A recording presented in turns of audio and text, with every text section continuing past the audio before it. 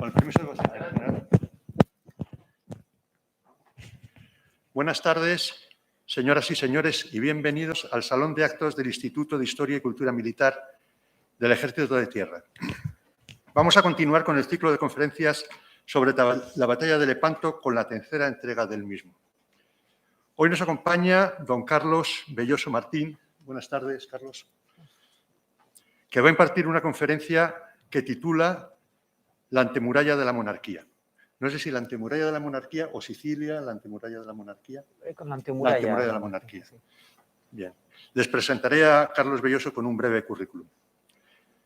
Realizó sus estudios de licenciatura en Geografía e Historia con la especialidad de Historia Moderna en la Universidad de Valladolid, que finalizó en 1988.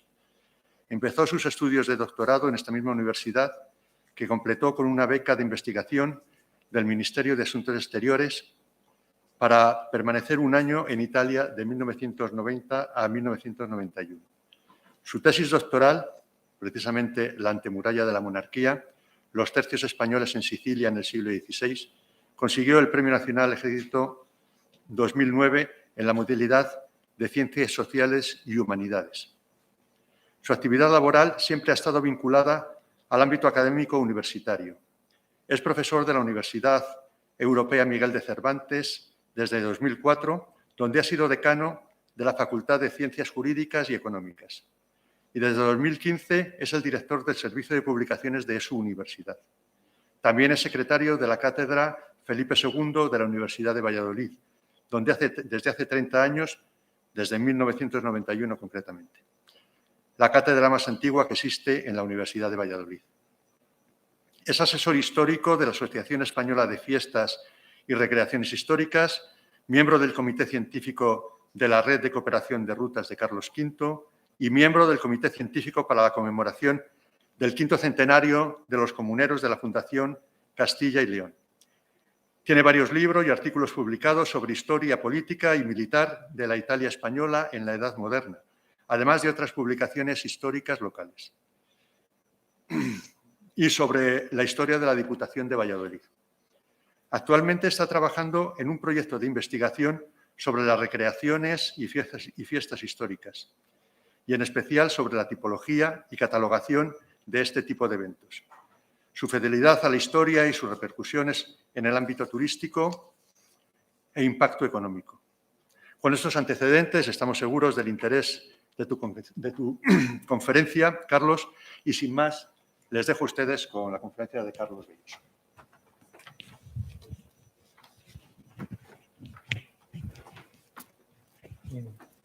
Pues muchas gracias, coronel Manuel Casas, por esta presentación. Y la verdad que agradezco al Instituto de Historia Militar pues esta invitación. Yo me encuentro aquí muy a gusto, muy bien, casi como en casa.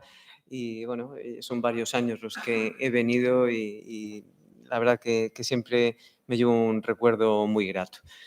Muchas gracias pues, a los generales que están presentes en este acto, a todos los que asisten aquí presencialmente y los que nos están viendo pues, de manera pues, a través de streaming online desde sus casas. Muy bien, pues vamos con el tema que nos ocupa, que es el tema de la antemuralla de la monarquía. Y no voy a hablarles de la batalla de Villalar, porque no es el tema, pero tiene una serie de datos que nos van a venir muy bien para introducir el tema. Es 520, cuando es coronado emperador, siempre hablamos de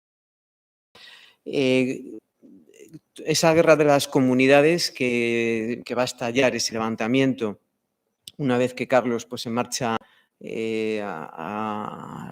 Bueno, tiene que ser coronado emperador en Aquisgrán en 1520 y él, después de las Cortes de Santiago y de La Coruña, se marcha dejando a Adriano de Utrecht.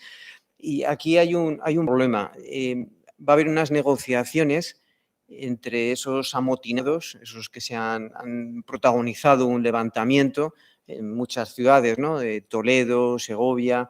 El levantamiento va a más, la Santa Junta Comunera en Ávila.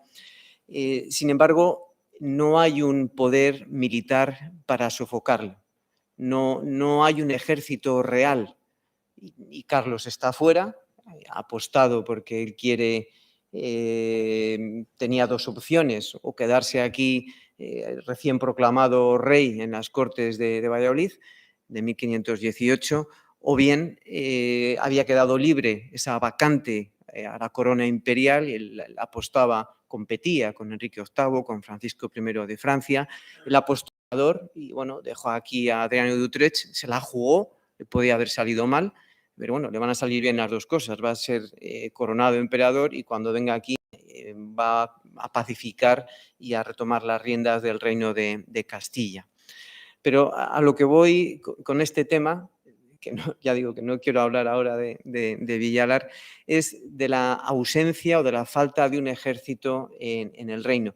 Y esto solamente se va a poder solucionar cuando esos gobernadores a los que cuando las negociaciones va radicalizándose el movimiento comunero, él nombra al condestable de Castilla, a Íñigo Fernández de Velasco, y como gobernador o virrey, y también al almirante de Castilla, a Fadrique Enríquez, les nombra como gobernadores y van a ser ellos los que van a tomar las riendas y se van a encargar de hacerse con el apoyo de la nobleza. Además, todo el movimiento comunero con el obispo Acuña, aquello había degenerado en un movimiento antiseñorial con asaltos a diferentes castillos y con el apoyo de la nobleza es como lo que se va a reclutar y formar un ejército en Castilla. Esto, ya digo, nos viene bien para situarnos en el momento, digamos, militar o de la situación bélica en la que nos encontramos. Lo que ven aquí en esta imagen es como los comuneros de Padilla estaban, creo que hay que señalar con el ratón la ilustración, así, ¿no? ¿Sí que se me oye? Sí. Esto, no sé si se ve, bueno, no se ve, por eso señalo mejor en el puntero. Tenemos a los comuneros en Torlobatón, que es esta localidad de aquí, y por parte del bando realista se ha ido a una localidad que está a unos 9 kilómetros, en Peñaflor de Ornija, esta otra que está aquí, Peñaflor de Ornija, ahí es donde se ha ido concentrando el ejército realista. Carlos está fuera, daba instrucciones, el conde está entrando durante pues, el mes de marzo, principios de abril, van concentrando su ejército. Cuando los comuneros de Padilla sienten que, digamos, el aliento de que ven que está juntándose una gran masa militar en Peñaflor de Ornija, tienen que tomar una decisión. Si nos quedamos aquí, nos van a asediar, igual que ellos habían asediado en febrero de 1521, habían asediado el castillo, que estaba en manos realistas, era del almirante de Castilla. Ellos no era el asedio y habían participado. Tienen que tomar una decisión y lo que deciden esa noche de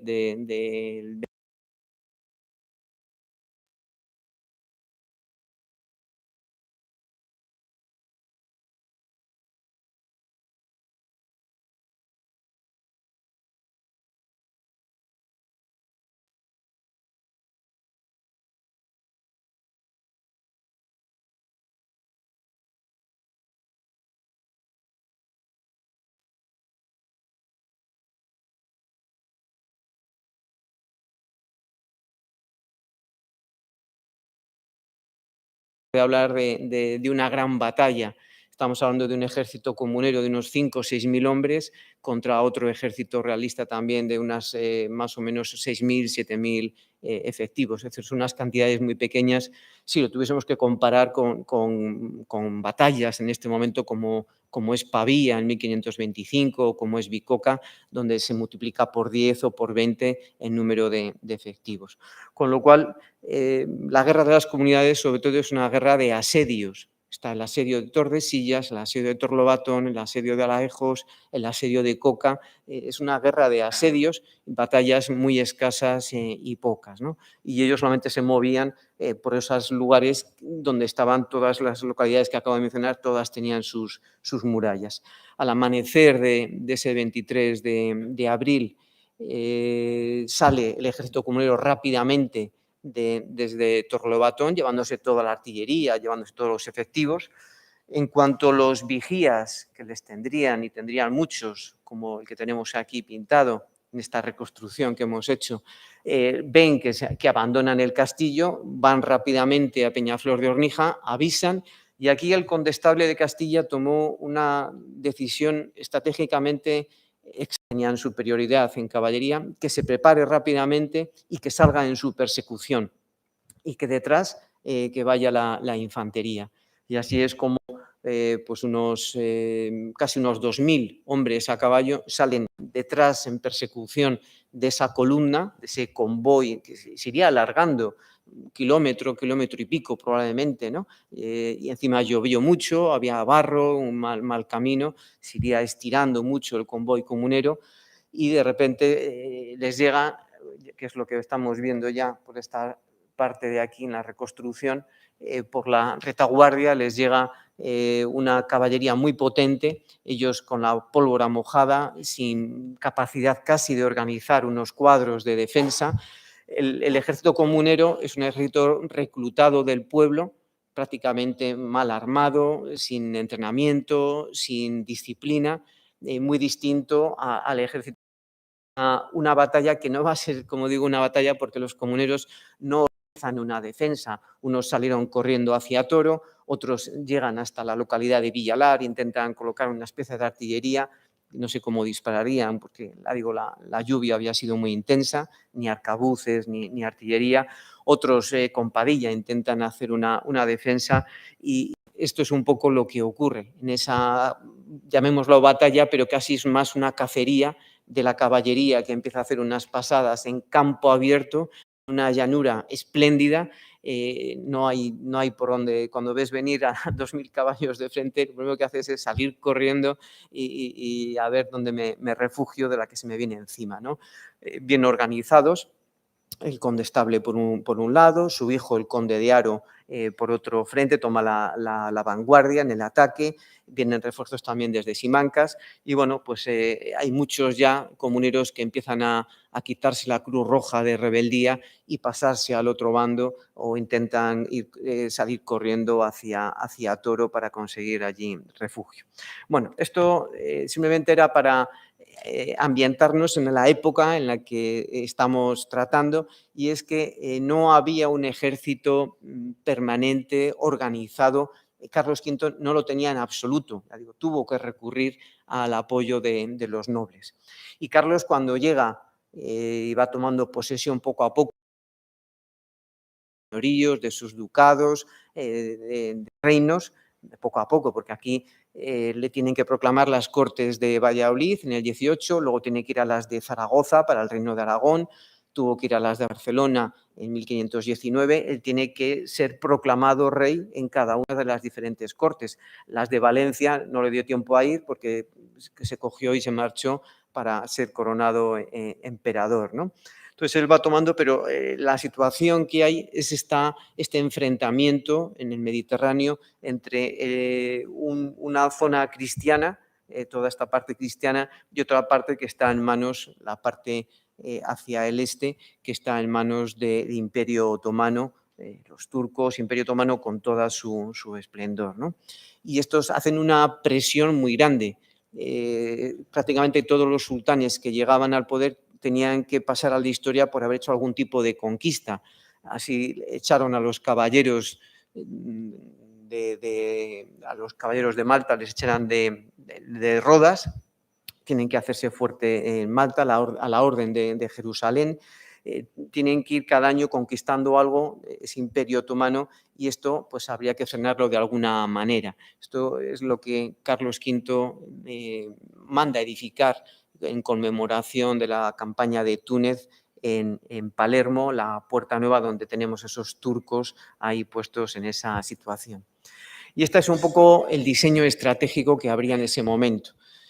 No es una cuestión de defender Sicilia o de defender Malta, no, es que o la batalla o la guerra la damos en profundidad y ponemos los muros, la línea de defensa alejada de la península ibérica, esta parte de aquí, por aquí vamos a tener Malta, esto va a ser, aquí está Túnez, Sicilia. Entonces, la guerra, digamos, se va a dar en esta zona del Mediterráneo. Un poquito más para acá está Corfú, aquí está también Lepanto.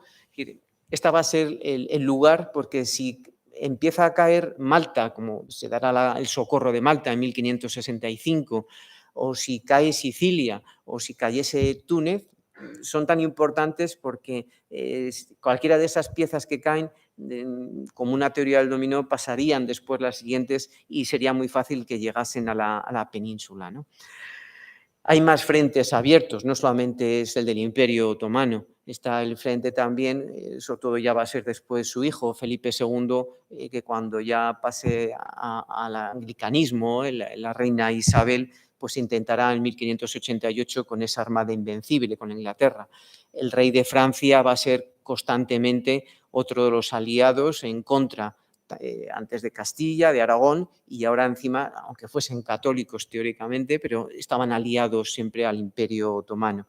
Los protestantes, en el mismo año que Carlos, en 1517, llega a Castilla, en ese mismo año se ha proclamado en Wittenberg las protestas de ese fraile agustino de Lutero. Le van surgiendo diferentes focos de atención y problemas en ese imperio a Carlos, y tiene que ir sofocando. Y uno de ellos va tanto, Italia era un tapiz en aquel momento, formado pues, por la República de Venecia, la República de Florencia, y bueno, pues el Estado de Milán, el Reino de Nápoles, el Reino de Sicilia, el Reino de Cerdeña, estaba todo completamente fragmentado por unas herencias aragonesas. Nápoles, Cerdeña, van a pasar, cuando se unan Aragón y Castilla, pues vas a pasar ya de esa influencia aragonesa a lo que es el dominio español, y después de las guerras de Italia del Gran Capitán. También están los presidios de Toscana, Piombino, Herculano, Orbitello, muy cerquita en la costa de Florencia. Esto es un poco esa Italia que también hay que ver que era muy rica, sobre todo el sur, el reino de Nápoles y Sicilia eran los graneros, los que suministraban muchísimo trigo, eran muy ricos agrícolamente y aportaban mucho trigo a lo que es el conjunto de la monarquía. Sicilia ha tenido una historia tremenda. Cuando no estaban los griegos, luego estaban los romanos después pues, tomados por los bárbaros pues en un momento dado van a ser conquistados por los musulmanes, igual que llegan a la península ibérica, también los árabes toman Sicilia. Luego llegan muchos cruzados que van camino de Tierra Santa y van tomando posesión de Sicilia, la Casa de Francia, la Casa de Suabia, los franceses, luego aragoneses. Ellos no distinguen mucho, los italianos es curioso, pero muchas veces les cuesta distinguir entre aragoneses y siglo XIV, XV, cuando pasan a la dominación, a la monarquía española. Para ellos es una época a veces que no distinguen mucho entre aragonés y español, ¿no? Nosotros yo creo que tenemos un poco más claro esa distinción, porque ahora ya es una monarquía, la monarquía de España, que es distinta, ¿no? Y luego, pues después de España, pues van a llegar austriacos y demás. Hay algunos historiadores que siempre intentaban explicar el origen de la mafia en esta ocupación constante de fuerzas extranjeras en Sicilia. Aquí sería en todo caso la Cosa Nostra, y decir, bueno, aquí esté quien esté el poder político, institucional que esté, nosotros tenemos nuestras propias normas, nuestros propios códigos de honor, y nosotros nos gobernamos a nuestra manera, ¿no? Un poco intentaban bucear ahí en el origen histórico, ¿no? Así es como Carlos tiene que poner en marcha esa campaña de Túnez para intentar frenar, y porque Túnez, Malta, Sicilia eran esas piezas de esa frontera, de esa antemuralla, y hay que dar la batalla a diferentes sistemas bélicos. Los turcos, los otomanos utilizan más esa lanza que tiene punta por los arcabuces, que poco a poco van a ir mejorando, se van a ir perfeccionando, hasta que ya en los años 70, 80 de este siglo, pues ya empiezan los mosquetes, ya un poco más que era complicada de moverse, en la que, bueno, pues son estos tapices que hace un holandés. El propio Carlos, se dice que era uno de los últimos reyes medievales. Carlos acompaña al ejército, está en esa campaña, así como Felipe II nunca, no le gustaba nada las armaduras, ni la guerra, no, un caballero medieval y está ahí al frente de sus ejércitos diciendo seguidme, ¿no? Más que decir adelante. Y hay que trasladar pues artillería,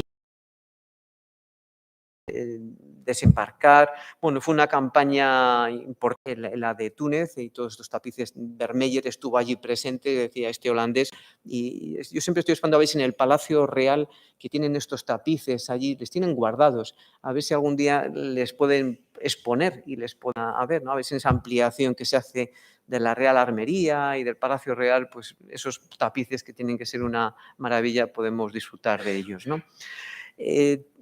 Esto es lo que le lleva a Carlos, después de esa campaña de Túnez, a instaurar esas unidades militares que son los tercios de infantería española, porque después de la campaña de Túnez el ejército prácticamente se divide. Los alemanes, tedescos, lanzqueneques, pues hay que pagarles y cada uno se marcha a su sitio. Españoles, algunos se quedan en Nápoles, en Sicilia, pero cada vez se ve más necesario el tener un ejército permanente. Y la formación es ir volviendo nuestras miras a lo que eran las legiones romanas, a ese ejército profesional, pagado, donde uno hacía la carrera en Roma y funcionaba muy bien. Pues ahora hay que hacer un modelo similar. Y eso hay que darle una estructura. Es esa famosa ordenanza de Génova de 1536, en noviembre, cuando decide pues, tener ya un ejército que sea permanente y profesional y que se pueda hacer carrera en él, con toda una estructura de mando, donde no está el rey, están los virreyes, es un alter ego, es una persona que tiene todas las funciones, las militares también, y de justicia, como si fuese el propio rey. Tenemos los monarcas, su punto de enlace es o el gobernador en Milán, o el virrey en Nápoles y Sicilia, o un gobernador en Flandes, y bueno, son los que tienen que tratar con los diferentes locales, con los parlamentos, etcétera, etcétera, ¿no?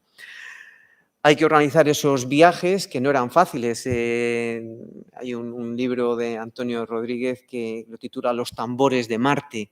Sonaban los tambores, salían las conductas que se daban a los capitanes para que hiciesen un reclutamiento, sobre todo por las tierras de Castilla, iban esos tambores y había que ir siguiendo a las banderas. Se reclutaban pues, los que se podían. Las compañías tendrían que ser de 250, casi nunca se completaban, pero bueno, ya con 180 o 200 se formaba la compañía, se les llevaba a los puertos o de Barcelona o de Alicante, de Cartagena, de Murcia y demás, y allí ya se les pagaba, porque había que pagarles, porque ellos se encargaban, los propios soldados, de pagarse su comida, de pagarse su vestido, de pagarse las armas, o sea que era cosa suya el sistema en este momento. Se les embarca, atraviesan pasando muchas veces por las Baleares y llegan, normalmente el puerto de destino solía ser La Spezia, muy cerquita de Génova. Allí en Génova, en Génova se intenta que no desembarquen los soldados, estos soldados bisoños, pues daban muchos problemas, había muchos disturbios y demás, intentaban que no desembarcasen en Génova y a veces se les prohibía, incluso aunque haya tormentas y demás, ¿no? También es curioso llamar la atención que se dice que a las galeras que venían de España cargadas de soldados se las olía antes de verlas. O sea que la humanidad que había allí, 200 y pico soldados reclutados, más los marineros, etcétera, etcétera, varios meses ahí metidos, más los remeros, la chusma, tenía que ser algo intenso, ¿no? Bueno, desde ahí, ya digo, desembarcaban en ese puerto de La Spezia y de ahí se distribuían, sobre todo la base militar grande en Italia era Milán. Milán era la gran plaza de armas, y otros pues, se les mandaba para Nápoles o se les mandaba para Sicilia. Esta es una imagen que está en los museos vaticanos, en un fresco que está allí en las galerías vaticanas del asedio de Malta, el Socorro de Malta, que cuando llegó ya el refuerzo que manda Felipe II, rápidamente los otomanos se marchan. Pero nos da una idea de cómo es ese mar lleno de galeras y de fortalezas y ese movimiento constante que había de tráfico militar, en este caso de traslado de personas. Las costas de Sicilia y de gran parte de Italia. Es curioso que en Italia muchas veces no hay grandes playas. Cuando uno va a playa se tiene que ir en Italia a Cerdeña, que sí que hay unas playas muy, muy interesantes, pero en otros sitios no hay grandes lugares de las playas como tenemos en España, ¿no? Hay mucho acantilado, mucha roca, y allí se empieza a organizar este sistema de torres de vigilancia y de castillos. Por centrarnos en Sicilia, que es algo muy parecido a lo que se hace también en la costa mediterránea de España, en toda la costa de Andalucía, de Valencia, todo el litoral, se hace esta misma estructura, torres de vigilancia, de cada unos cuantos kilómetros una pequeña fortificación, y uno puede hacer un recorrido jalonando pues toda esta reconstrucción de construcciones, o bien por los restos que han quedado a través de arqueológicos, o bien por la documentación. Al ejército se le lleva en galería de marinas y se crea en estos años, siempre se dice que es el tercio del mar océano de Nápoles. Por lo menos la documentación y yo lo que más he manejado es, se distingue entre los marineros que se hacen cargo de lo que es la navegación de estas galeras. Las galeras son los que permiten, por un mar que es relativamente tranquilo, como es el Mediterráneo, llegar hasta muy cerca de la costa y moverse con una relativa rapidez y propulsada por velas y por los remeros. Claro, son naves que no sirven después para el Báltico o para embarcar esa infantería, bien para transportarla de un lugar a otro y a veces también para que hagan el corso. Los españoles eran muy buenos haciendo el corso, corsarios, pasar barcos a saquear, etcétera, etcétera, contra el enemigo. Y que nosotros hemos sido muy buenos corsarios también, ¿no? Y se hacen estos desembarcos, nada más que se hace el desembarco. Siempre es muy importante el tema de las banderas. Siempre el soldado tiene que ir siguiendo a su bandera porque es lo que distingue y es lo que se forman enseguida los cuadros, las compañías, esas formaciones y ya van avanzando, ¿no? Ha habido muchas discusiones también sobre cuál sería lo más eficaz para hacer esa... Ahora vamos a hablar de defensa, porque en Sicilia hay dos funciones, unas veces de defensa y lo que llaman ellos también de ofensa, pero para la defensa, ¿qué era lo más eficaz? Las galeras son muy caras, son carísimas, duran muy poco, enseguida hay una tormenta, entra como les pasaba en América, la broma que se comía la madera y la va pudriendo. Una galera tiene que estar constantemente en reparación, en arreglos, la chusma que necesitas, bueno, chusma ahí engloba todo, ¿no? Había las buenas boyas, que eran remeros que iban para trabajar de remeros, iban los esclavos que han sido objeto de botín de guerra en otros sitios, y luego estaban los condenados. No había cárceles como tenemos ahora, cumplir una pena, la pena se cumplía haciendo servicios sociales, en este caso eran remando, ¿no? Con lo cual a la chusma había que tratarla bien para que durase, porque si no la galera no se movía. Y las galeras es algo que se piensa que es muy difícil mantener y que es muy caro y que es mucho más ventajoso tener una serie de fortificaciones, una línea de fortificaciones que además esas me pueden durar siglos y energías de la monarquía va a ser sobre todo construir esos castillos, esas torres de vigilancia que para lo que es la defensa va a ser más eficaz, más duradera y nos sirve también para alojar a toda la infantería española. Los españoles siempre se van a alojar en esos diferentes castillos de las localidades. El Reino de Sicilia va a tener una escuadra de galeras, como tenía Nápoles, pero muchas veces van a ser 6, 7, 8 y que muchas veces si están en un sitio no están en otro, casi nunca cuando viene el enemigo nunca están ahí para hacer frente, cuando se les avisa ya es demasiado tarde, no hay una efectividad por parte de las galeras.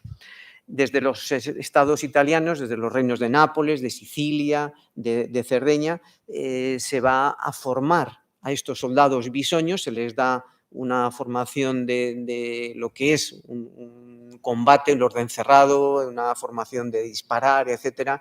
Es muy complicado luchar con una pica, con una rodela, disparar, ir hacia atrás. Bueno, hay que practicar mucho para que la compañía y el cuadro funcione bien ante el diferente ataque. Ya puede ser otra compañía de picas, o puede ser caballería, o puede ser lo que venga. Se les forma y luego pues se decide muchas veces, cuando a partir de los años 60 en Flandes, pues enviarles siguiendo esa ruta, ese camino español. Se concentran en Milán como plaza de armas, y ya ahí pues depende, 60, 70 días, maestre de campo Lope de Figueroa parece que consiguió el récord de llevarles, con el duque de Alba, en llevarles para allá. Es mucho más eficaz porque por tierra sabemos que van a tardar 60, 70 días. Si les tengo que embarcar en los puertos del Cantábrico, es que las galeras del Cantábrico siempre hay tormentas, y siempre el propio Carlos, cuando vino a España, pues naufragaron varias. Cuando va Juana para casarse con Felipe el Hermoso, también se le perdieron todos sus trajes y todas las cosas. Muy rara era la flota que iba hacia Flandes y que no sufría pérdida de barcos. No estamos para perder 200, 300 hombres que vayan ahí embarcados. Es mejor amarrar y que vayan andando por el camino español. Y ya digo, pues o bien con caballería o bien con maestres de campo van para allá, como Julián Romero. Esto nos ha complicado mucho la historia militar, porque muchos de los tercios, el de Nápoles, el de Sicilia, van para allá, para Flandes, están una temporada, luego unos vuelven, se reforman, se reestructuran, y esto siempre ha sido un tema también complejo para poder seguir el hilo de todos los tercios. Y, con estas trayectorias, ¿no? Estos son los frescos que hay en el Escorial, en la sala de batallas, que se ve muy bien lo que estudiaba Geoffrey Parker, el camino español, esas etapas y esos, a veces, que un tercio compuesto pues, por 1.500, 2.000 hombres. La idea es que llegasen a 3.000, pero casi nunca llegaban a los 3.000, pero que iban acompañados por mujeres, por jóvenes, por siervos, por todos, que a veces eran 5.000, 6.000 personas las que acompañaban a un tercio en ese camino. Se intentó muchas veces en estos reinos de Italia el crear la nueva milicia, pero siempre fue un fracaso, nunca funcionó bien. Es impensable que la población acuda, como se había hecho aquí ya en la época, en la Baja Edad Media, a los famosos alardes. Un alarde, pues tenía que ir la gente con sus armas, y ahí pues veíamos cuántos había, quienes tenían espada, quienes tenían caballo. Bueno, esa es un poco la idea, decir, bueno, que la población de la localidad autóctona contribuya en la defensa cuando vienen estos ataques de los otomanos o de quien, el enemigo que sea. Y bueno, pues nunca se lo toman en serio, es bastante caótico, y en el fondo, cuando había que hacer una defensa seria, siempre se recurre a esos soldados profesionales que son los españoles, bien entrenados, bien disciplinados, y que además pues tenían un prestigio y una idea de que ellos ni retroceden nunca, y que siempre pues bueno, ha habido momentos también épicos en la historia de los tercios en el Mediterráneo. Ahí están.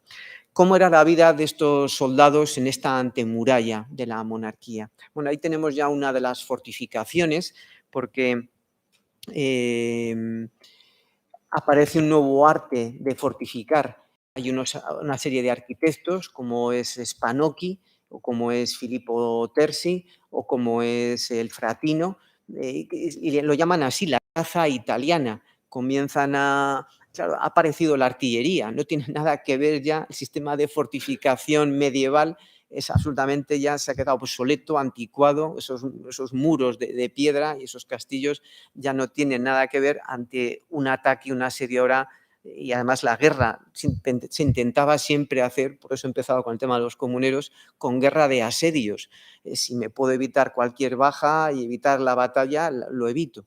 Entonces, tengo que fortificar de otra manera. Van a aparecer otro tipo de muros, van a aparecer los bastiones, van a aparecer otro tipo de formas, formas estrelladas, formas pentagonales, y es lo que llamamos la traza italiana. Carlos V les van a traer a estos italianos América. Todos esos grandes castillos y fortificaciones que hay en América son los mismos que encontramos en la España y en la Italia en esta época, ¿no? Y ahí están alojados también esos soldados españoles. Es muy interesante que para no desgastar a la población autóctona hay un movimiento de tropas, y lo que se encuentra en la documentación es que en los meses de invierno, cuando prácticamente la guerra no existe, no se hace, en invierno nadie guerrea por los fríos, no hay alimentos, es muy incómodo todo, no se puede navegar, con lo cual en invierno todo el mundo se repliega, ¿no? Y se meten hacia el interior de los reinos, tanto en el reino de Nápoles, en Sicilia, van hacia el interior. Y cuando llega ya a partir de activar esas compañías y se dirigen todas a la línea de costa. Y así ya hemos repartido lo que supone la carga del alojamiento con la población, lo hemos repartido unos meses en el interior y otras veces en la costa. No, querían, porque podemos pensar hoy día una base militar como las que hay en España, las poblaciones que surgen a su lado, que económicamente reporta mucho dinero, porque bueno, pues hay que suministrarles, abastecerles y demás. Algo similar ocurría aquí también.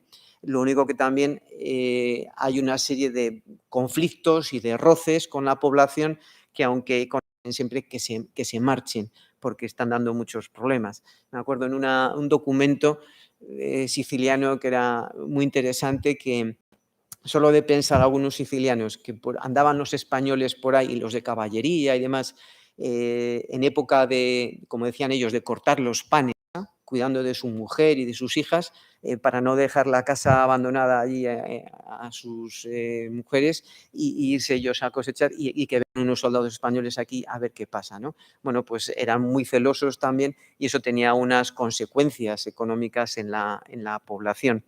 Pero se hace ese movimiento. En esos campamentos, en el mes de marzo, pues ya digo, se vuelve todo a reactivar, empiezan esos entrenamientos de manejo de los arcabuces, de las picas, ese arte de cuadronar, que es realmente complicado, y de moverse. Y esto es un poco cómo funcionaba esa estrategia de defensa. Por un lado tenemos esa torre de vigía, que es la que va a alertar rápidamente de que ahí, si hay alguien en la torre, que no siempre las torres estaban con los vigías atentos, ¿no? Pero tendría que avisar con algún tipo de, o bien de un fuego haciendo humo, o bien con algún cañonazo, con algún tipo de señal pues, acústica o de sonido, avisaba a esos soldados españoles que veía, normalmente los ataques eran reducidos, no pensemos en grandes flotas, no pensemos ahora en Lepanto. Lepanto es 2 flotas que se están buscando y están preparando desde hace tiempo, desde hace pues más de un año que está preparándose la flota cristiana para ir ya a ese golpe de castigo. Los otomanos lo saben perfectamente porque había muchísimos espías en un lado y en otro, lo que se llamaba tomar lengua, que todo el mundo estaba infiltrados unos y otros para saber dónde se estaban reuniendo, dónde iban, qué se estaba preparando, si va a haber armada o no va a haber armada este año. Lepanto es otras dimensiones. Lo normal eran 1 o 2 barcos pequeños, bajeles, que vienen, se les avisa y bueno, se da para que venga esa caballería y esos que están en el castillo, que vengan a socorrer a la población.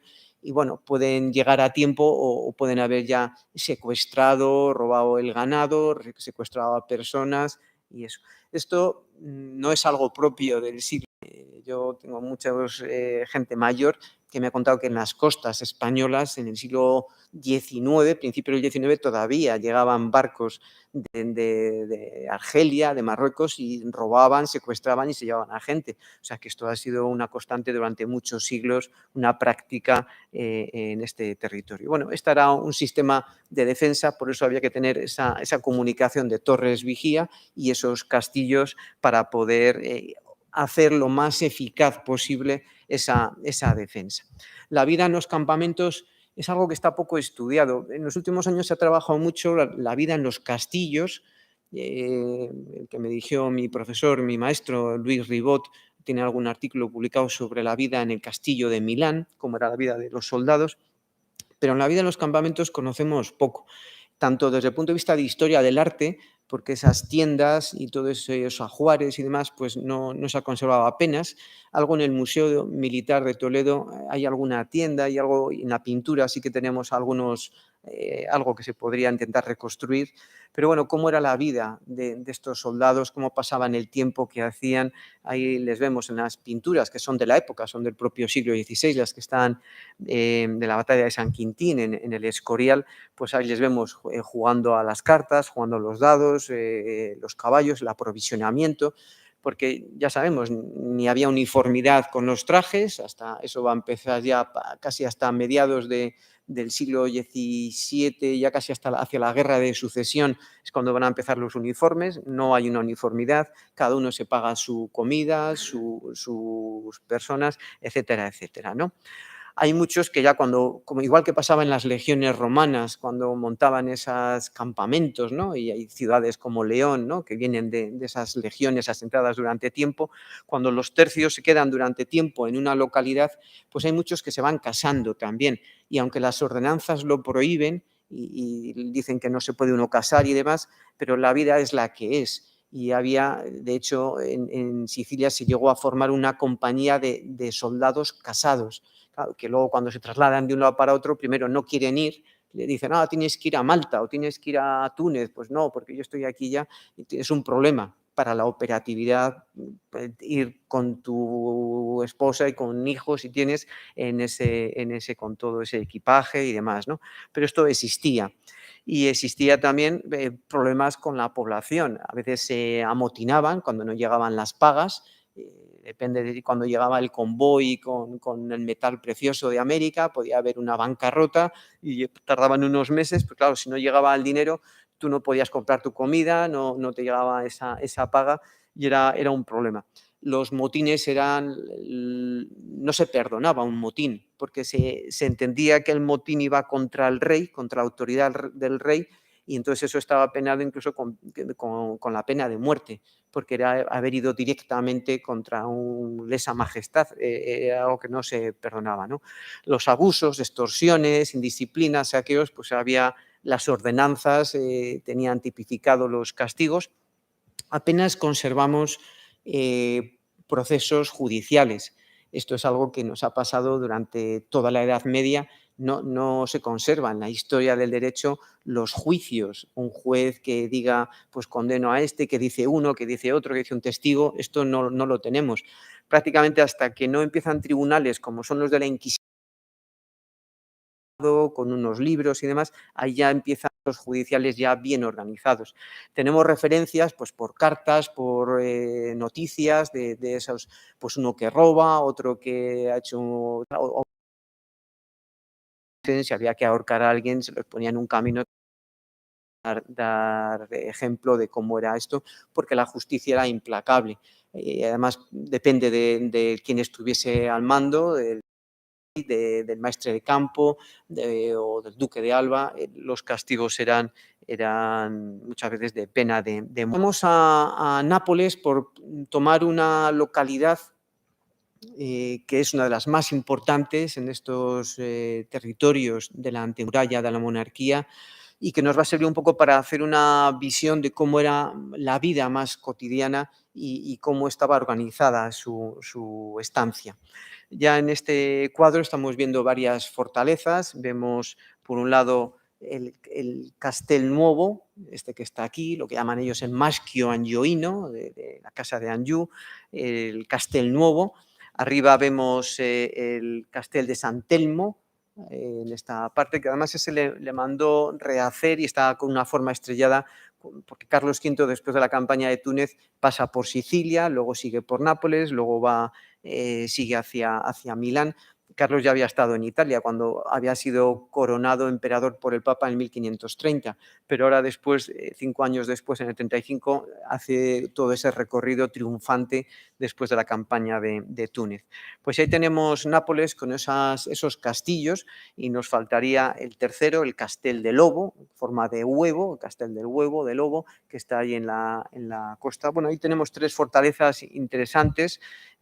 Arriba se ve la planta del castel, esta forma estrellada ya, perfectamente renacentista, con la traza italiana, ¿no? Y con unos bastiones pues, que protegen, cada lateral protege al flanco derecho e izquierdo, ¿no? Este dibujo, este grabado es muy interesante porque vemos aquí, por un lado, aparte del Castel Nuovo, que está ahí en el centro, vemos también las atarazanas en el puerto, esta zona de aquí, donde muchas de las galeras pues, tenían que estar constantemente reparándose y arreglándose, unas atarazanas que eran muy importantes, como lo eran las de Barcelona o las de otras localidades, Valencia, localidades portuarias, pero sobre todo lo que más me interesa del grabado es esta parte de aquí, que es una compañía desfilando por esa plaza, hoy día es la plaza, llaman Plaza Municipio, es donde está el ayuntamiento de Nápoles. Estaban construyendo en los últimos años un parking subterráneo, no sé si ya habrán terminado o no, pero bueno, estaba todo un poco levantado. Me interesa ver cómo va por ahí, porque los soldados españoles, ese tercio de infantería fija de Nápoles, se va a alojar, que unas veces es el tercio de 2.000 y pico, 3.000, pero que en Nápoles en ocasiones van a llegar otros tercios extraordinarios, como el de maestre de campo de Lope de Figueroa, otros más, podemos llegar a 5 o 6.000 soldados aquí alojados. Y sobre todo lo que me interesa es este edificio del fondo, que le vamos a ver ahora más en detalle, que esa es la iglesia de San Giacomo, de Santiago, Santiago de los españoles. Se conserva todavía y se sigue llamando así, y sigue llamándose como una iglesia nacional española, ¿no? Ahora vamos a ver qué era todo eso, ¿no? Cuando llegaban esos miles, porque ya digo, habitualmente 2.000, 3.000 soldados del tercio fijo estaban aquí, pero que muchas veces Nápoles es una base militar de primer orden.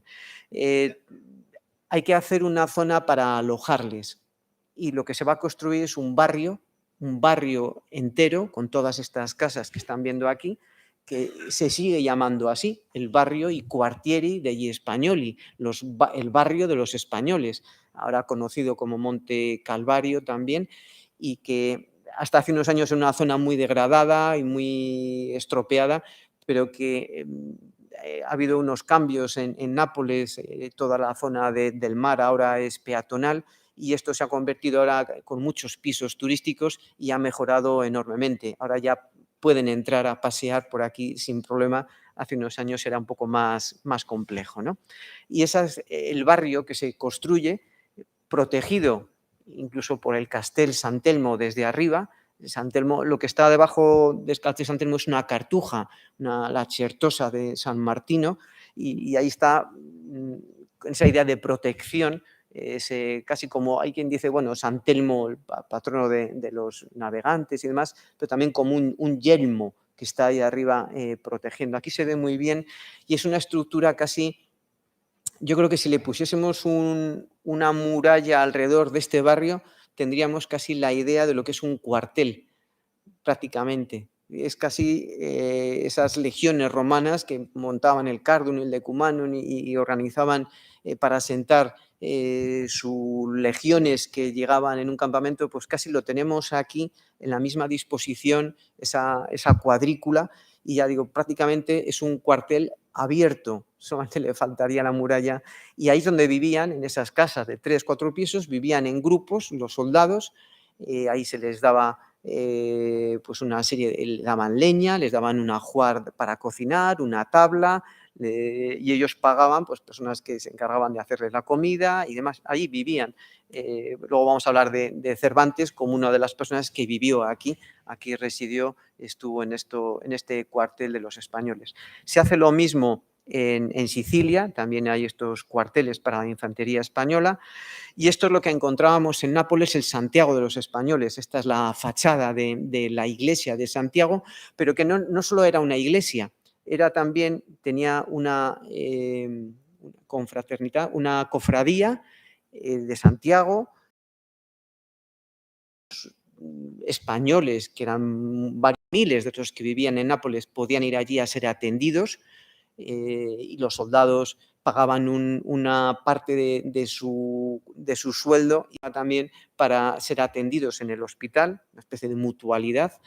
Había una cárcel para los que cometían delitos, se les podía estar aquí, y tenía también un monte de piedad cuando había problemas, para tipo empeños, en poder dejar claro, porque el soldado muchas veces va con todo encima, con sus joyas, con sus botines, con lo que ha conseguido, lo lleva y, bueno, en un caso de necesidad puede acudir a ese monte de piedad para conseguir un préstamo. Es decir, que todo esto era una especie de complejo asistencial grande, que existía lo mismo, se ha conservado mejor el de Nápoles, pero existía también en Palermo y en Roma. El Santiago de Roma, todavía está la iglesia. En el Santiago de Roma, cuando vayan a Piazza Navona, allí está. El antiguo, hoy día se vendió en 1860 más o menos, cuando nos pilló aquí con la revolución, con la gloriosa, con el sexenio revolucionario. Nos preguntaron qué queríamos hacer y se lo pasamos a la orden de franceses, ¿no? De San Luis y de los franceses, y nos quedamos sin Santiago de los españoles. En Roma ahora a los españoles solamente nos queda la iglesia de Montserrat, en Vía Giulia. Ahí es una iglesia nacional donde estuvo enterrado Alfonso XIII y demás, pero el Santiago lo hemos vendido y, si se fijan, que se ve perfectamente, el escudo está picado. Ahí se vería el escudo de Castilla y León, de Castilla y demás, está picado. Se mantiene el escudo, pero le han borrado, ¿no? Los escudos picados. Está también la iglesia de la Victoria, por la batalla de Lepanto. Hay muchas iglesias en este momento que se hacen no solamente en Italia, en muchos territorios, reinos italianos, sino también en España, de Santa María de la Victoria. Esta tiene pinturas de la época de Lepanto, de la batalla, en honor de esa batalla del 7 de octubre de 1571. Esta es el Santiago, que hoy en día es una caserma, un cuartel de los Carabinieri en Palermo, y se ve perfectamente el detalle, ¿no? La divisa de Santiago, la vieira con la cruz de Santiago allí en su fachada, ¿no? Y por poner un ejemplo e ir acabando ya lo que es la exposición, y voy muy, muy rápidamente, uno de los soldados más claros que nos puede ilustrar cómo era la vida de los soldados aquí, pues era Miguel de Cervantes, que después de participar en la batalla de Lepanto, que les están hablando estos días y les van a seguir hablando en este ciclo, él, al ser herido, 2 heridas en el pecho y otra en la mano, que la dejó estropeada para siempre, no inválido, pero sí estropeada, ¿no? Él vuelve, esta es la Mesina donde vuelve. La Mesina que nosotros vemos hoy día es distinta, porque hubo un tsunami, un terremoto que provoca un tsunami en 1908, y Mesina prácticamente no queda nada de la Mesina de la época de los Austrias y de los Borbones. Se destruyó prácticamente entera, ¿no? Allí está Cervantes, en ese hospital que se monta cuando llega la flota de Lepanto en noviembre. Allí hay un hospital de campaña y que atiende a todos esos miles de heridos y enfermos y demás. Aparte que él ya traía las fiebres tercianas, ¿no? Tenía la malaria, ¿no? Que la había pillado en Corfú, que bajó a hacer una aguada y se pilló, y es lo que cuando tiene las fiebres, cuando le pilla la batalla de Lepanto, ¿no? Por haber bajado y le pillaría el mosquito, ¿no? Ahí es donde le visita don Juan de Austria y le sube el sueldo, que es de los documentos que tenemos en Simancas, cómo le acrecienta el sueldo de soldado aventajado. Cuando termina, cuando se recupera, pasa a la compañía de Juan Ponce de León, porque él había estado antes en la de Diego de Urbina. Ahora pasa, esto un poco para decir los movimientos que hacían los soldados y los trasvases y los cambios que hacían, que de una compañía de un tercio de Urbina me paso ahora al del maestre de campo de Lope de Figueroa, y ahí está en la compañía de Ponce de León. Por lo menos de Cervantes ha habido partes en su biografía que siempre se habían reconstruido mal porque todo el mundo había ido siguiendo dónde estaba el tercio, dónde estaba Lope de Figueroa. Claro, no había que seguir a Lope de Figueroa, había que seguir a la compañía del capitán Ponce de León, que es la compañía en la que estaba Cervantes. Eso, bueno, pues lo pude hacer con documentación de Simancas y por lo menos esos 2 años, desde el 72 al 74, rehacer un poco la historia de los servicios militares de Cervantes. Está luego en la campaña de Navarino, de Modón, el invierno lo pasa en Villafranca, porque ya digo, en invierno se vuelven las galeras y no se hace la guerra. Pasa a Túnez y Malta. Es curioso cómo esas compañías de Lope de Figueroa, unas van a estar en Cerdeña, Lope de Figueroa pasará también a Flandes, pero algunas de sus compañías las deja en Sicilia y en concreto la de Ponce de León, como Cervantes, le toca ir a Malta. Está ahí unos meses en Malta, ¿no? Podemos reconstruir un poco esa vida. Está en la campaña de Túnez, que era muy importante recuperar Túnez, se recuperó en el 73 y luego se vuelve a perder al año siguiente, en 1574. Bueno, fue una cosa efímera, duró poquísimo, ¿no? Y le tenemos también a esa compañía de Ponce de León y por consiguiente a Cervantes le tenemos invernando del 73 al 74 en Siracusa, en la punta de Sicilia. De ahí va a pasar a Nápoles, donde va a vivir casi un año y lo refleja en el viaje al Parnaso. Esta ciudad es Nápoles, la ilustre, cuyas calles recorrí por más de un año, de Italia a la gloria. Esta es la calle Cervantes, en el propio Nápoles, que está al lado de la Plaza Municipio. Está ahí esa lápida, ¿no? Y de ahí, bueno, cuando volvía ya a la historia, ya no sigo, pues cuando volvía en la nave El Sol con su hermano Rodrigo, pues son hechos cautivos, casi cuando iban a llegar ya a Rosas, ¿no?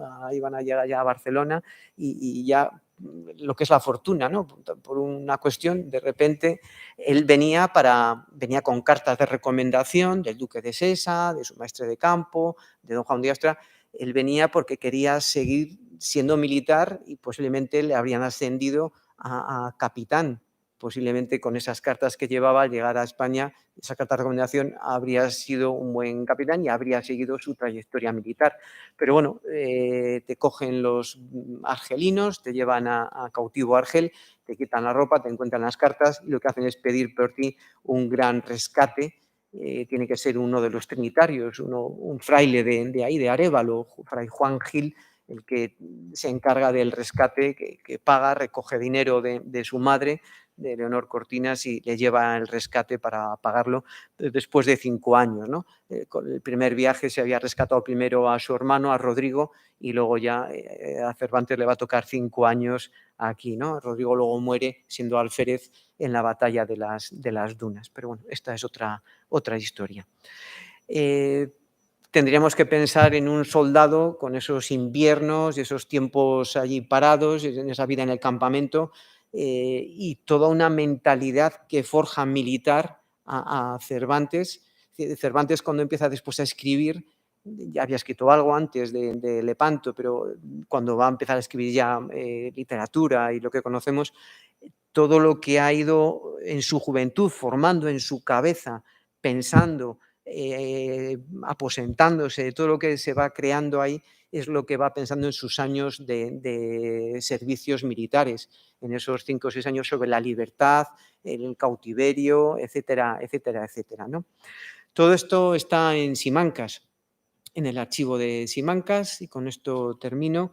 Están miles y miles de legajos de diferentes secciones, de guerra antigua, de visitas de Italia, contado de Mario Cuentas. La historia militar todavía hay mucho por hacer, tiene muchísimos frentes abiertos, hay muchísimas investigaciones que se podrían hacer si tuviésemos más tiempo también y más recursos, y eso es un poco el colofón que les animo, que si en alguna ocasión pueden y se animan a estas investigaciones históricas, pues que se vengan al archivo de Simancas y que continúen pues haciendo historia.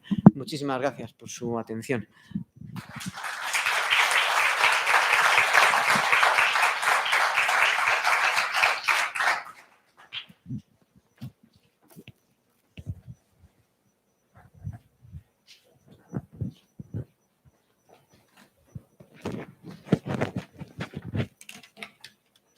Pues muchas gracias, Carlos. Ha sido muy interesante, muy ilustrativa y tengo que decir que muy bonita también, porque la verdad es que las imágenes que has puesto merece la pena resaltarlo dentro de la magnífica conferencia que nos has dado.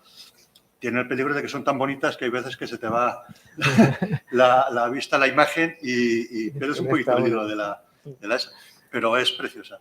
Han sido muy bonitas imágenes y muy bonita la conferencia, muy ilustrativa y muy interesante, desde luego.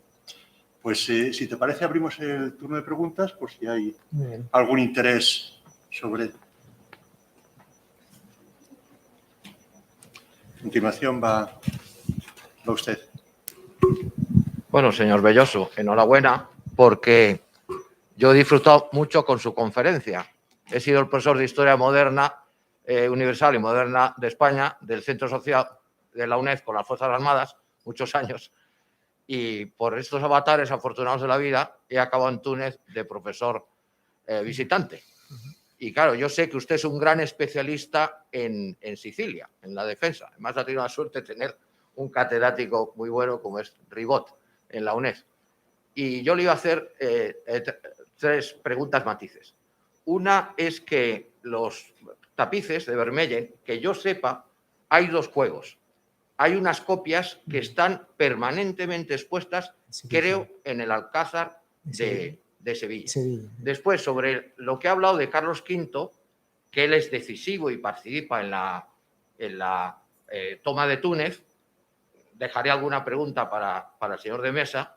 En el monumento que hay en el Alcázar, hoy Museo del Ejército, que también hay una copia en el Prado de Leoni, el texto dice: conquistaré Túnez o moriré en el empeño.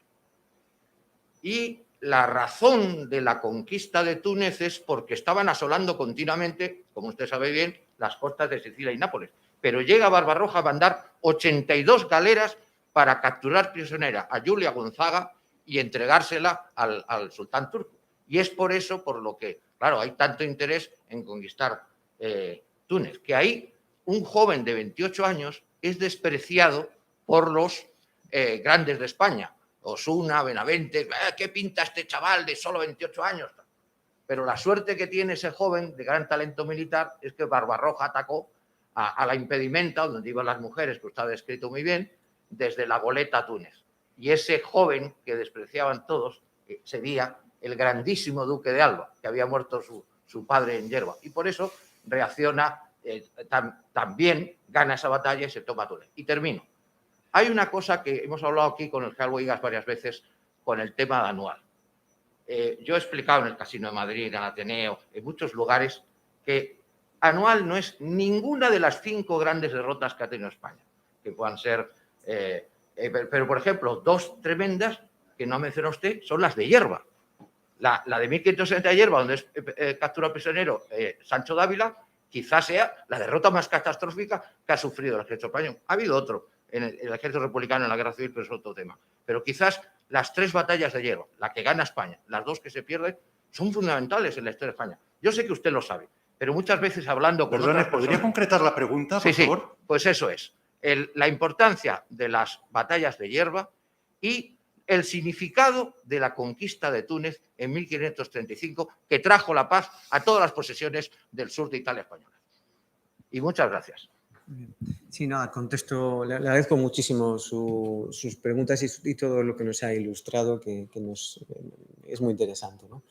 Efectivamente, en los alcázares de Sevilla lo que pasa es que no se pueden ver porque en los alcázares, yo creo que está en la planta de arriba, que es a veces la que está reservada cuando va el rey de España y se aloja y demás, y yo creo que están allí porque yo por lo menos hace un mes he estado por allí en la visita y no he conseguido ver tampoco los tapices, con lo cual sé que están en el Palacio Real y están en el Alcázar de Sevilla, pero no hay forma de verles, ¿no? Entonces, yo lo que espero es eso, que a ver si se organiza para que de alguna manera que puedan ser visitables por todo el público, que podamos acceder a ellos, ¿no? Porque son unos tapices que son espléndidos, ¿no? Túnez, efectivamente, es algo que Carlos entiende, además, lo que habría que estudiar, un poco lo que yo he intentado es más una visión más de conjunto y de estrategia general por esa idea de la antemuralla, es si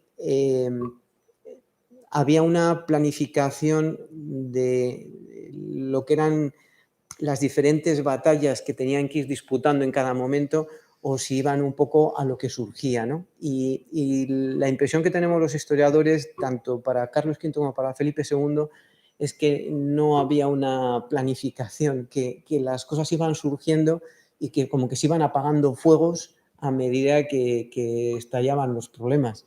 Entonces, como mucho, a lo mejor un año antes de anticipación, cuando se prepara, por ejemplo, Lepanto, el ejército de Lepanto, nos vamos a encontrar que es el mismo de las Alpujarras. Ahí está ya Don Juan de Austria, está Lope de Figueroa, está Urbina, o sea, todos los que están en el año 69, 70 en las Alpujarras, casi se están formando para pasarles luego a Lepanto. Tenemos ahí un núcleo muy, muy importante, ¿no? Entonces, como mucho, un año de planificación y de preparación de una de esas grandes campañas, pero no había una gran estrategia porque había muchos focos. Y ya digo, Carlos y a Felipe les van a surgir problemas por todos los lados, ¿no? Es más, Carlos también en un momento dado en el 56 abdica porque ya es que no puede más. Ha pasado toda su vida peleando, luchando, yendo de un lado para otro sin parar y todo se le ha puesto en contra y a peor. No perdió territorios, pero tampoco consiguió... bueno, y por eso divide, le deja a su hermano, al infante Fernando, le deja la parte del imperio y a Felipe II le deja Castilla, América, Aragón, Flandes, Italia, un poco para intentar repartir porque claro, es que es el problema protestante, el problema con los franceses, el problema con los turcos, es que son demasiadas frentes y no llegas, ¿no?, a unos y a otros. Las batallas de los Celmes. Sí, es importante. Lo que pasa es que yo tampoco he hecho un elenco de batallas, de todo lo que ocurrió en el siglo XVI. Es una de las batallas importantes. Pero bueno, tal vez Pavía es también ese conjunto importante, luego San Quintín. Es decir, pero digo que es que no me he centrado en los grandes episodios, ¿no? He ido más a lo que era el tema de cómo se configura esa antemuralla y cómo era la vida de los soldados en ella, ¿no? Bueno, gracias, profesor. Sí. Maravillosa conferencia. Muchas de verdad. gracias. Simplemente quería saber, porque se me escapó, la fecha de la creación de los tercios de Génova. La fecha. Sí, la ordenanza de Génova es de noviembre de 1536. Sí. Vale, muchas gracias. Ahí es donde se habla pues ya de esos primeros tercios, comunidades fijas, el de Sicilia, el de Nápoles, el de Lombardía. También se habla del de Málaga, pero bueno, ahí se van cambiando, ¿no?, luego los nombres de los tercios. Muchas veces los tercios, digamos, estos son tercios estables o fijos. Luego habrá otros muchos, pues el de Figueroa o otros que cogen el nombre del propio maestre de campo. La vida de los tercios es que a veces tenemos una idea de que el tercio es igual durante el siglo XVI que durante el siglo XVII. Y es que hay una evolución total y absoluta. De los tercios que se creen ahora por esta ordenanza de Génova, a los veintitantos, 30 años, esos chicos que tenían 17, 18, 20 años soldados, cuando ya tienen 40 y tantos, 50 y están bastante bien desgastados por haber estado en Gerba, en Gelbes, haber estado en Túnez, haber estado en muchos sitios, están pidiendo que se les destine a un castillo, que se les haga o castellanos o que vayan a tener ya una especie de pensión en un castillo. Entonces, la vida de los tercios se va creando y va adaptándose según pasan las décadas. Es una historia en dinámica y en movimiento. O sea, no tiene mucho que ver un tercio de finales del 17 con uno de mediados del 16. Van cambiando. Ahí tienen una vida propia, ¿no? Va evolucionando. Igual no solamente el armamento o las tácticas y demás, sino que también la propia adaptación. Y que Lo vemos ahora en el sistema militar español. Hace unos años se crea un ejército profesional y a los que se contrata se dice, tenéis, son 20 años hasta los 45, 50 de vida activa. Luego tenéis que salir a la vida civil de nuevo. Pues ese problema nos lo hemos encontrado el año pasado y están saliendo promociones ya que ya han terminado. Entonces, el tener un ejército profesional, van apareciendo problemas nuevos y en los tercios ocurría lo mismo. O sea, es una situación nueva y según van pasando las décadas hay que alojarles, ahora se hacen mayores, etcétera, etcétera. Y es una historia muy bonita, ¿no? La de los tercios. Gracias. Por favor.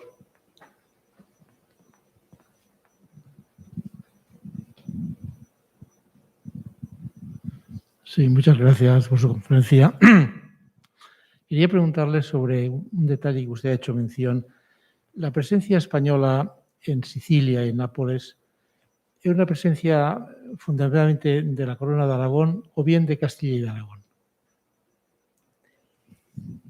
Bueno, las coronas ya, la unión dinástica, ¿no? Con los reyes católicos, entonces ahí ya lo que aparece una nueva realidad, un nuevo, que siempre los historiadores denominamos la monarquía de España.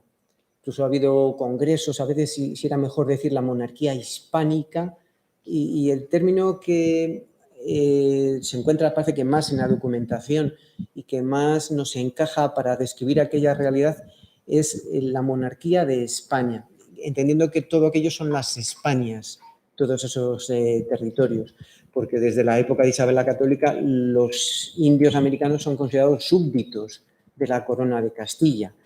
Entonces aquí tenemos por un lado una herencia de Fernando II, Fernando de Aragón, Fernando el Católico, que como rey de Aragón, él aporta a esa unión dinástica esos territorios de Nápoles, de Sicilia y de Cerdeña.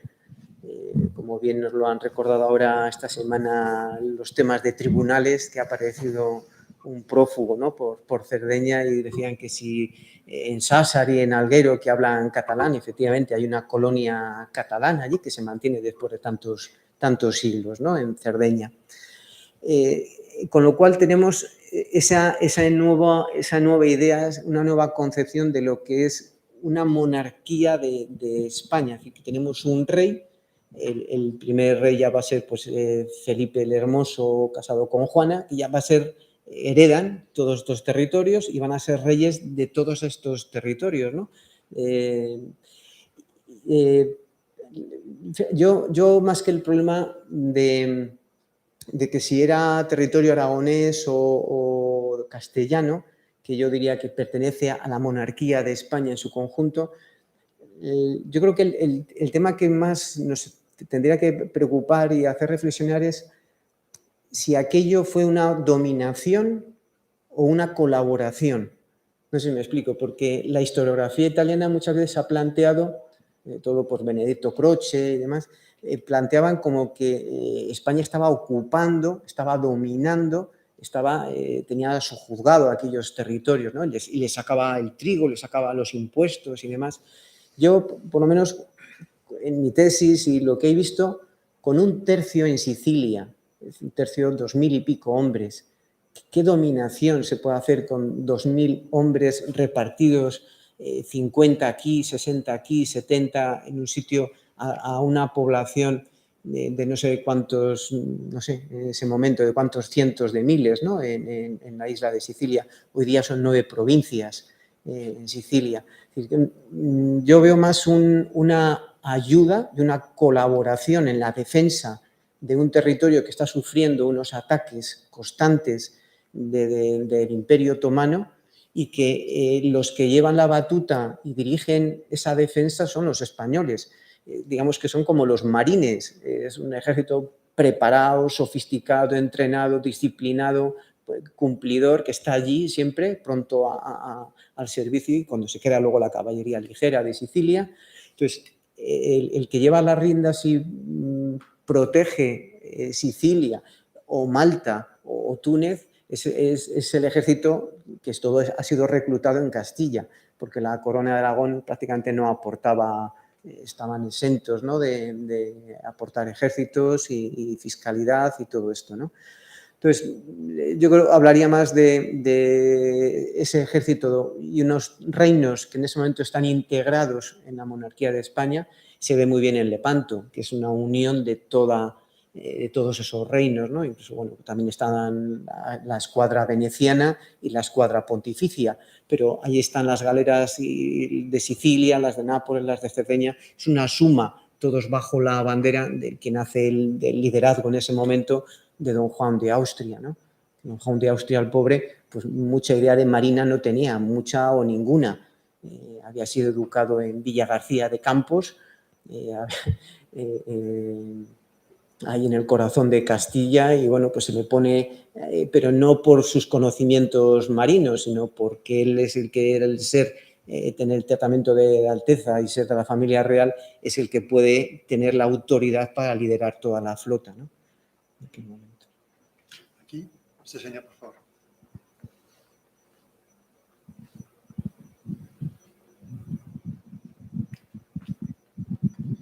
Gracias, profesor, por su conferencia. En las escuelas de militares españolas se habla desde hace tiempo de un concepto de defensa adelantada y respuesta flexible. Pondré dos ejemplos. La presencia española en Afganistán es una defensa contra el terrorismo de los países de la OTAN. La presencia de fuerzas mecanizadas españolas y de la aviación española en los estados bálticos es una defensa en la misma frontera de los territorios de la OTAN contra cualquier agresión exterior. A su juicio, esa línea que estaba formada por Túnez, Malta, Sicilia, Nápoles y que terminaba arriba por el camino español en Bélgica, ¿eso es una respuesta, es una defensa adelantada? ¿Eso es la defensa de los territorios de la monarquía hispánica en las amenazas que iban surgiendo en cada momento, o es una mezcla de ambas cosas? Gracias. Yo creo que sí, que es una defensa adelantada, pero me quedaría solamente en lo que ha mencionado de Túnez, Malta y de Sicilia y del Reino de Nápoles solamente del sur, y sobre todo la parte, lo que llamamos tanto la Calabria como la Apulia, que es como las dos partes de Soltacón y la punta de la Bota, ¿no?, que son las que más sentían el hostigamiento del Imperio Otomano. Otranto, Taranto, todas estas localidades. Yo creo que ya de Nápoles hacia arriba, y ya pues Milán está en otra órbita. Milán está más siempre preocupado del tema francés. Siempre sus problemas son las guerras que tuvo con Francisco I y evitar problemas más centroeuropeos y de otro tipo. Y lo del camino español no entraría tampoco. El camino español simplemente es la forma más rápida y cómoda y segura de trasladar ejércitos ya formados y disciplinados y entrenados al gran escenario bélico que va a ser Flandes, ¿no? Italia se va a convertir como un lugar de aprovisionamiento, de entrenamiento de tropa, pues un lugar amable, pacífico, amigo, que hay buena relación con todos los territorios, donde llevamos esos miles de soldados, se les forma y ya se les lleva a donde está el conflicto, que es donde realmente tienen que dar la cara. Pero ya digo, yo creo que lo que es la antemuralla lo dejaría en la zona sur de Nápoles hacia abajo, ¿no? Desgraciadamente, Carlos, estamos llegando al final de nuestro tiempo. Seguramente que hay muchas preguntas. ¿Había alguna más? Que lleva pidiéndolo, ¿verdad? Bueno, la última sí. Sí. ¿Pero usted? No he visto. Lo hacemos breve, ¿verdad? Y rápido. Venga. Que le llevo viendo desde el principio pidiendo la vez. En 1509, una coalición el micrófono, por favor. entre los españoles franceses, y del papado, tuvo una confrontación con los ¿cómo se llama? En el Adriático contra los sicilianos, parece que fue. Contra los venecianos, perdón. Contra los venecianos. Y la pregunta que quería decirle es que Venecia estuvo con España contra España primero, esto es en la época de Fernando el Católico, y después estuvo cooperando, y nosotros con ellos, por supuesto, a raíz de Carlos I, Felipe II. Venecia, las relaciones son normalmente distantes con España. Está entre medias, pues claro, les tenemos muy cerquita ya del Imperio Otomano, ellos intentan tener buenas relaciones, son los que dominan todo ese mar, el Adriático, y es un mar suyo, y ellos son grandes comerciantes. Entonces, ellos están siempre un poco ahí jugando a diferentes bandas, ¿no? Yo creo que en Lepanto se ve muy bien. Ellos integran, y viene aquí Sebastián Venero, ¿no? Era el líder de los venecianos que dirige la flota veneciana en la Gran Armada. Pero en cuanto termina Lepanto, se va a disolver esa gran Liga Santa. De hecho, el problema es que Juan de Austria estuvo esperando el apoyo veneciano para recuperar después, aprovechando ese tirón, recuperar Túnez, recuperar más territorios, pero ahí los venecianos ya empezó el problema de mando y tal, y ellos se bajaron y ya se empezó a liar todo, ¿no? Y los venecianos, yo creo que les comparo mucho con los franceses, están siempre muy recelosos y jugando a varias bandas, y no son enemigos declarados como van a ser los franceses de Carlos V y de Felipe II, pero siempre van a estar ahí en una zona muy inestable, ¿no? Sí, vamos, puros y duros, sí. Pues, mi general, si no hay más preguntas, damos por concluida la conferencia, agradeciéndole sin más a Carlos otra vez la magnífica conferencia y preciosa conferencia. Sí. Muchísimas gracias a ustedes, ¿no?